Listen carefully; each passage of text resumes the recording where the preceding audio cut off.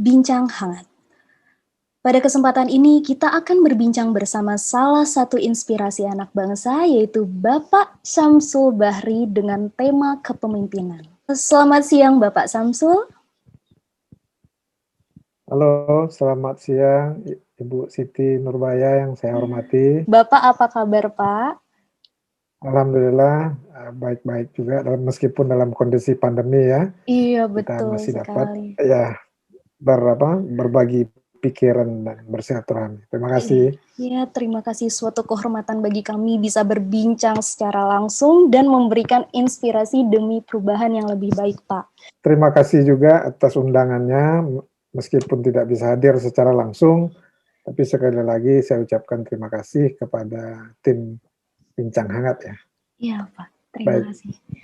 Sejujurnya saya salah satu penggemar Bapak yang sangat terinspirasi dengan gagasan yang Bapak miliki. Selama perjalanan hidup Bapak di dunia bisnis, seberapa pentingkah peran kepemimpinan menurut pandangan Bapak? Ya, terima kasih pertanyaannya yang sangat bagus ya, sangat baik. Ya, memang ini pertanyaan yang sering ditanyakan ya kalau di acara-acara kepemimpinan atau acara-acara yang terkait dengan leadership lah. Jadi kalau selama perjalanan karir dalam dunia pekerjaan ya, atau bisnis yang saya geluti, kepemimpinan itu memang menjadi faktor utama yang mendrive atau yang mendorong seseorang itu menjalankan usaha atau apapun yang ingin dilakukannya itu dengan baik. Dalam hal ini, contohnya seperti saya lakukan, memang kalau kepemimpinan kita atau seseorang itu kurang kuat ya, artinya kepemimpinan itu tidak sesuai dengan tujuan kita, kepemimpinan itu justru malah akan menjadi bumerang buat kita sendiri. Maksudnya adalah seperti ini. Kalau kita dalam dunia bisnis, seperti yang saya lakukan dalam puluhan tahun terakhir ini, kepemimpinan itu berawal memang dari karakter seseorang. Karakter seseorang itu pasti di setiap orang itu pasti akan berbeda ya, Bu Siti. Jadi kita berbicara dari karakter seseorang itu. Kemudian yang kedua, baru kita berbicara mengenai gaya kepemimpinan yang mau kita jalankan. Sebenarnya apa yang kita lakukan di dunia ini sama juga yang kita lakukan di dunia acting ya sebenarnya. Jadi kita itu sebagai seorang pemimpin bertindak sebagai aktor ya, untuk menjalankan sesuatu atau memerankan sesuatu. Jadi kalau misalnya dalam dunia bisnis, misalnya dalam dunia perkapalan yang saya geluti, misalnya pernah suatu masa dulu, itu dengan model kepemimpinan yang biasa dalam tanda kutip, atau model kepemimpinan seperti seorang manajer di perkantoran, itu akan berbeda dengan model kepemimpinan seorang manajer di perusahaan pelayaran yang notabene mempunyai wilayah kerja yang berbeda. Tipikal orang juga berbeda. Jadi tidak bisa kita menerapkan suatu gaya kepemimpinan tertentu untuk menjalankan usaha di berbagai industri yang berbeda. Jadi itu menurut saya pandangan yang utama mengenai kepemimpinan. Jadi sejauh mana gaya kepemimpinan tadi itu akan mendorong sumber daya yang ada di dalam industri bisnis atau usaha atau organisasi bisnis, bagaimana orang-orang yang mempunyai karakter yang berbeda ini itu akan sama-sama terdorong semua untuk mencapai tujuan organisasi atau tujuan perusahaan. Sehingga itu itulah yang saya terapkan dalam puluhan tahun terakhir, sehingga ya itulah menjadi salah satu faktor kesuksesan seseorang dalam memimpin suatu organisasi atau perusahaan. Mungkin begitu Bu Siti yang dapat saya sampaikan secara garis besar. Baik baik ya Pak Samsul. Namun kalau kita mengamati di era global saat ini, pemimpinan itu tidak saja pria, namun sudah banyak bermunculan pemimpin wanita. Nah, apakah ada hubungan antara gender dengan kepemimpinan, Pak? Ya, baik. Pertanyaannya ini kan sering ya kita dengar ya, baik di talk show internasional, nasional.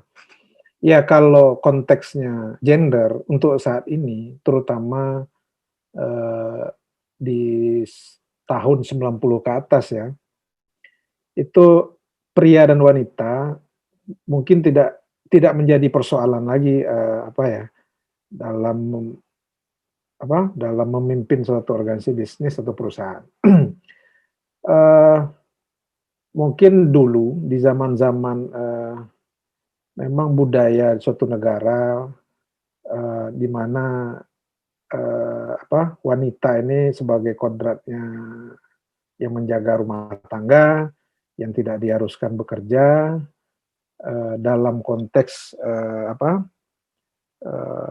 kepemimpinan dalam hal ini zaman tertentu itu atau zaman dulu atau zaman penjajahan ya mungkin industrinya mungkin tidak sepelik sekarang, sepadat sekarang, seketat sekarang sehingga kebutuhan sumber daya itu masih bisa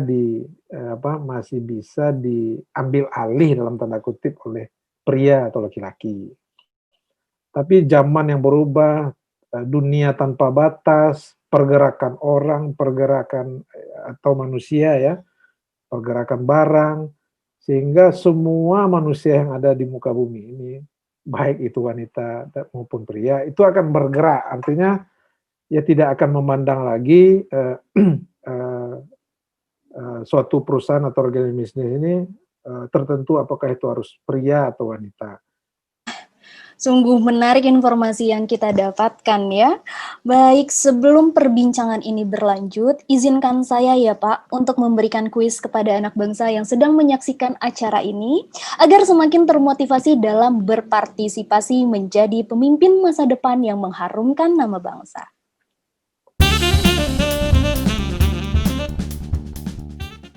Kembali lagi bersama kami, Bincang Hangat.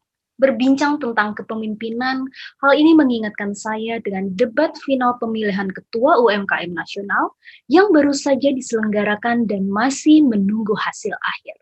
Mari kita lihat bersama kilasan para kandidat. Ke pertanyaan pertama, apa alasan Anda mencalonkan diri sebagai kandidat Ketua UMKM Nasional? Oke, terima kasih atas pertanyaannya. Tentunya tujuan paling mendasar karena ingin berkontribusi kepada negara untuk ikut memajukan perekonomian Indonesia dengan cara mensejahterakan dan membantu memajukan UMKM Indonesia. Jika saya menjadi ketua UMKM nasional ini, nantinya akan membantu usaha yang dikembangkan oleh pengusaha UMKM tidak hanya menjadi penting untuk kehidupan dari keluarga pengusaha UMKM itu sendiri, tetapi juga menjadi kebutuhan bagi seluruh komponen terkait dengan pertumbuhan perekonomian di seluruh wilayah Indonesia, dan bagi para pengguna jasa UMKM itu sendiri tentunya. Pertanyaan selanjutnya, strategi apa yang akan Anda lakukan apabila terpilih? Oke, terima kasih. Organisasi ini akan menjadi efektif hanya jika anggotanya termotivasi untuk tampil menjadi yang terbaik. Salah satu hal penting yang harus saya pastikan dalam memimpin organisasi ini adalah bahwa setiap anggota organisasi dalam hal ini yaitu UMKM dapat termotivasi berkinerja tinggi dan membantu organisasi ini untuk mencapai tujuannya. Motivasi yang ingin kami bangun di sini termasuk secara intrinsik atau yaitu perilaku yang dilakukan demi dirinya sendiri, secara ekstrinsik atau perilaku yang dilakukan untuk memperoleh penghargaan, dan juga secara proporsional, yaitu perilaku yang dilakukan untuk memberi manfaat atau membantu orang lain. Oleh karena itu, untuk meningkatkan motivasi para anggotanya, ada 3 hal yang menurut saya harus diperhatikan, yaitu yang pertama, memastikan para anggota memiliki ekspektasi tinggi bahwa melakukan hal tersebut akan menghasilkan kinerja atau hasil yang tinggi. Yang kedua, diiringi dengan ekspektasi tersebut, tentunya harus dibuktikan dengan adanya instrumen atau hasil yang akan diberikan. Dan yang terakhir, perlu menentukan hasil mana yang memiliki tinggi valensi bagi mereka atau yang paling sangat diinginkan, dan memastikan bahwa hasil tersebut diberikan saat anggota tampil dengan kinerja terbaiknya. Kandidat 1 berfokus pada motivasi untuk meningkatkan kualitas UMKM. Bagaimana ya tanggapan Bapak? Wah, terima kasih atas pertanyaannya lagi Bu Siti. Ini kandidat 1 menurut saya ini cukup baik ya dalam memaparkan apa tadi yang terkait dengan motivasi ya. Kandidat 1 namanya Ibu Maimunah ya. Ibu Maimunah ini kalau dari apa yang dipaparkan tadi mengenai motivasi agar UMKM dalam konteks ini adalah pemilihan ya Bu Siti ya. Jadi visinya melihat bagaimana membangun UMKM dan membangun motivasi dari secara internal dari UMKM itu sudah cukup baik ya. Apa yang dipaparkan tadi yaitu memberikan manfaat bagi orang lain. Itu yang menjadi critical point apa yang disampaikan Ibu Maimunah. Dan itu sangat menarik perhatian saya. Nah, kalau di UMKM yang kita ketahui selama ini adalah memang organisasi dengan dengan skala bisnis yang kecil, sedang, menengah, dengan revenue tertentu yang dikategorikan itu sebagai UMKM. Tapi kalau sepanjang seseorang atau pemimpin itu, kembali lagi kita konteks pemimpin atau gaya kepemimpinan dijalankan oleh seorang pemimpin ya, dalam hal ini Bu Maimunah, jika terpilih nanti menjadi ketua UMKM nasional, yang pertama yang dilakukan itu adalah bagaimana memotivasi internal dari UMKM itu sendiri. Kalau saya lihat tadi apa yang dipaparkan, dia melihat bahwa dari skop yang kecil ini bagaimana dengan memotivasi secara internal, apakah itu yang ada di dalam UMKM itu agar menjadi lebih secara bisnis misalnya revenue misalnya lebih meningkat gitu ya.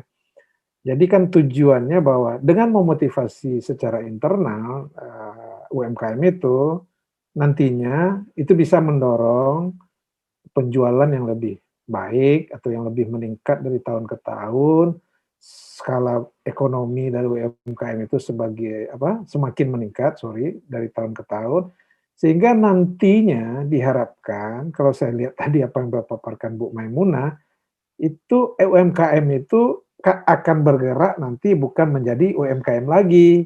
Artinya itu akan menjadi perusahaan yang di luar UMKM, artinya bukan dikategorikan UMKM lagi atau sudah menjadi perusahaan besar gitu. Itu yang saya tangkap sangat menarik Bu Maimunah tadi. Sehingga kombinasi antara kepemimpinan dalam hal ini kepemimpinan mungkin yang didrive oleh kepemimpinan yang berfokus pada bagaimana tadi Bu Maimunah encourage motivasi dari internalnya UMKM itu sendiri. Mungkin itu pandangan saya ya Bu Siti. Luar biasa ya Pak. Jadi motivasi menjadi salah satu komponen yang menunjang kinerja suatu organisasi ya Pak ya? Iya betul. Sungguh inspiratif. Pertanyaan pertama, apa alasan Anda mencalonkan diri sebagai kandidat ketua UMKM nasional? Ya, terima kasih. Jadi saya mencalonkan diri menjadi ketua UMKM nasional karena saya melihat bahwa UMKM Indonesia itu memerlukan sosok seperti saya. Karena saya tahu dan memahami bahwa perekonomian nasional Indonesia itu terdampak COVID-19. Ya, selain kesehatan juga ekonomi, banyak masyarakat kecil, pengusaha kecil yang terdampak.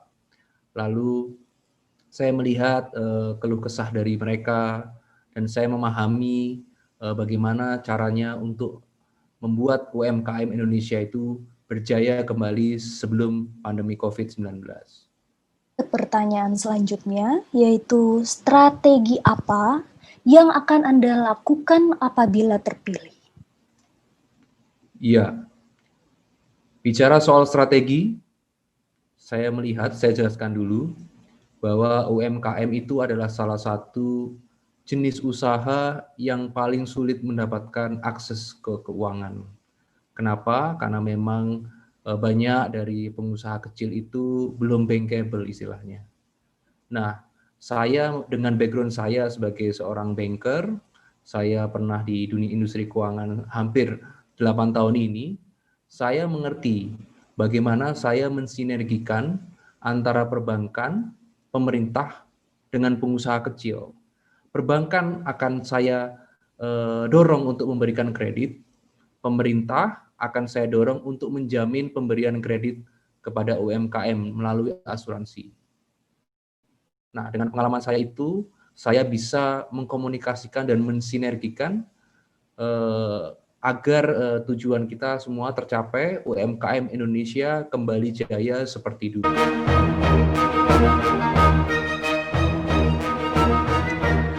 Bapak Samsul, saya semakin gak sabar nih melihat hasil pemilihan Ketua UKM Nasional. Saya melihat Bapak Anjayanto memiliki strategi yang menarik sekali terkait bottleneck UMKM terhadap akses pembiayaan di lembaga perbankan dan pembiayaan lainnya. Gimana ya tanggapan Bapak? Ya, sekali lagi. Baik, terima kasih Ibu Siti.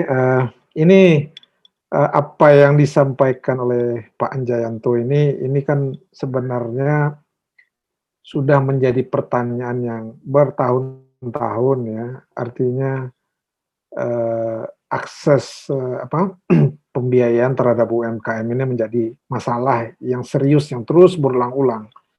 Tapi sekali lagi kita tidak bisa juga melihat UMKM ini hanya dalam tanda kutip segitu-segitu saja. Artinya ini menjadi cerminan ya, atau menjadi catatan atau menjadi koreksi buat UMKM Indonesia dalam hal ini untuk memperbaiki diri. Artinya UMKM yang ada di Indonesia itu harus meningkatkan yang pertama kinerja, yang kedua customer fokus, artinya daya tanggap terhadap pelanggan. Kemudian UMKM ini harus selalu meningkatkan inovasi atau dalam bahasa sekarang ini ya alternatif ada perubahan produk yang dikembangkan dari bisnis UMKM itu. Bu Maimunah dan Bapak Anjayanto sangat menarik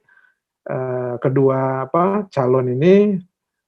Saya berharap kedua calon ini mendapatkan hasil yang terbaik dan menjalankan fungsinya nanti sebagai ketua UMKM nasional secara prima. Terima kasih. Berarti bisa disimpulkan bahwa kepemimpinan sangat dibutuhkan di sebuah organisasi ya. Kemudian motivasi menjadi salah satu komponen utama dalam meningkatkan kinerja organisasi dan juga UMKM diharapkan dapat memiliki akses pembiayaan sehingga meningkatkan inovasi guna mencapai efektivitas bersama ya Pak ya. Betul sekali Bu Siti, betul sekali apa yang disampaikan. Sepertinya sudah saatnya saya mengumumkan pemenang kuis pertanyaannya ya Pak ya. Selamat bagi pemenang kuis dan akan mendapatkan hadiah senilai 5 juta rupiah dipotong pajak. Saya izin pamit, salam dari Bincang Hangat.